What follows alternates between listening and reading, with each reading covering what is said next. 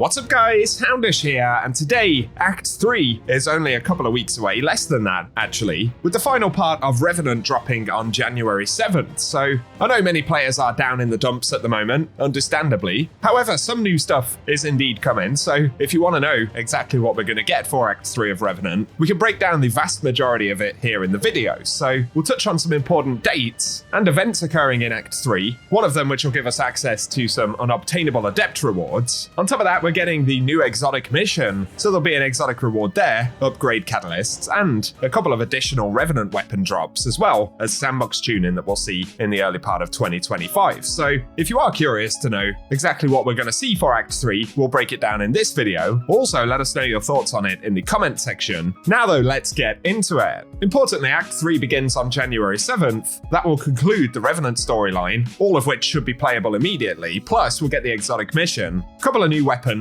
and a last row of artifact perks, as well as the final set of season pass ranks. Now, for the artifact perks in particular, those are the only things we currently don't know the details around. Bungie are going to reveal some extra info regarding Act 3 early in the new year, so we will find out soon. Otherwise though, we can pretty much break down the rest of the content drop in its entirety. So, some other important dates to keep in mind. The final Iron Banner of the episode will drop on January 14th, and Bungie have also said that the Prophet Adept from Trials of Osiris will have its last drop available on January 31st. So obviously that's leaving the rotation, keep those dates in mind. Otherwise, there'll be an additional free event that'll take place during Act 3, currently referred to as Firecracker. That may be a placeholder name in the database, but it's a Riven's Wish style event where we'll be able to complete quests to collect tokens, and then subsequently spend those tokens on Artifice armor, various exotic upgrade materials, mementos, and as we can see, weapons like Cloud Strike, then some adept weapons which otherwise don't drop at the moment, the Cataphract GL3, Igneous Hammer, the Hothead, and Horror's Least. So that'll be an additional layer that will drop at some point during Act 3. Other big components for this drop though, and the main activity really, will be the Kel's Fall exotic mission. And this is the one where we finally assault Fickrell's Revenant Fortress, which Bungie describe as a Dracula's Castle themed activity, and will represent House of Light in a duel to determine the Kell of Kells. Bungie Leaks also shared there'll be 3 different bosses: the Hanged Man, Scorned Organist, and Fickrell the Fanatic. Plus this activity will drop some of the new Revenant weapons, which we'll touch on in a moment. But for the exotic, we can see some gameplay that Bungie shared right here. It's called Slayer's Fang, and of course it's a Void exotic shotgun. It comes with Nightsworn Sight, that's the exotic intrinsic, and dealing final blows to targets will grant Nightsworn Sight, and during that time, final blows grant True Sight,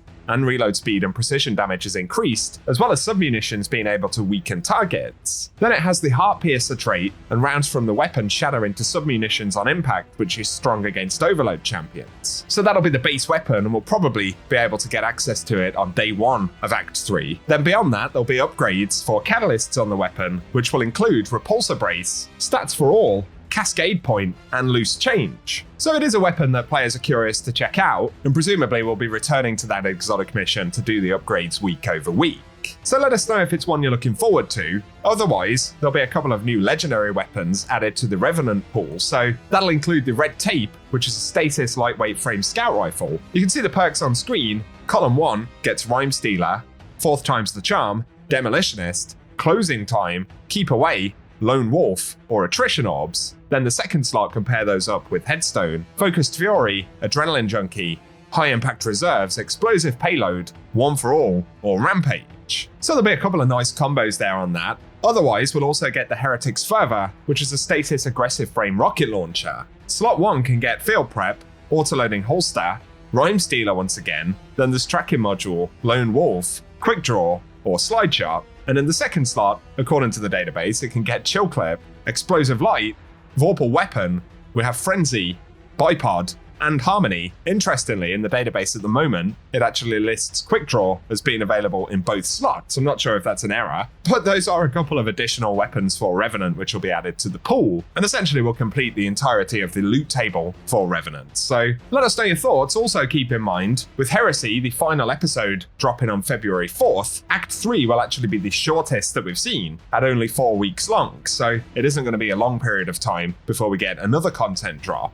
However, in the middle of Act 3, there'll be a sandbox update. This will actually drop the week after Act 3 launches on January 14th. Now, Bungie have said they'll be reverting the RPM of Graviton Lance to 300, which is essentially a nerf on the weapon, bringing its rate of fire back to where it used to be. However, for the Malfeasance hand cannon, they're adding the remaining intrinsic effects from the Precision Hand Cannon perk, including accuracy bonuses and the new ADS movement speed penalty reduction, which will essentially be a stat improvement for Malfeasance. Otherwise, there's a couple of other updates, one for Stoicism, the exotic class item, and they're reducing the heal impulse when using Thruster to 30 HP, which can roll over into shields. I'm sure there'll be other sort of armor and sandbox tuning related to that, but for legendary weapon changes, Heavy Burst sidearms are getting a little bit of a buff, and they're increasing body shot damage from 30 to 33, and critical hit damage from 48 to 52.8, so that's going to affect PvP primarily. For SMGs though, they're increasing magazine size by approximately 10% across the board, so all SMGs should get higher magazines, which is nice. Then for auto rifles, they're increasing body shot damage on rapid fires from 13.5 to 13.6, and critical hit damage from 23 to 23.1.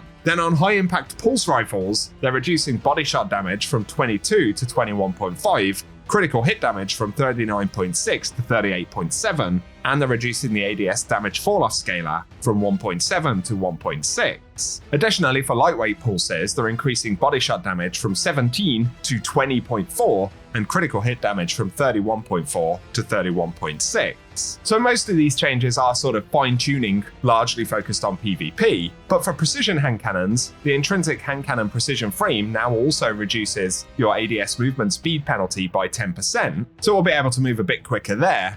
Then for scout rifles and lightweight scouts, which of course we are seeing the new one in red tape, they're increasing body shot damage from 32 to 38, and critical hit damage from 64 to 64.6. Very finally though, for snipers, in general, they're continuing to work to reduce the visual flinch experienced by them, so they're reducing the camera roll component of flinch against players by 20%, and for Whisper of the Worm, they're reducing the camera roll component of flinch against players by 50%. So again, a lot of the changes currently outlined are targeted at adjusting PvP, although there are a couple of positive ones there for PvE as well.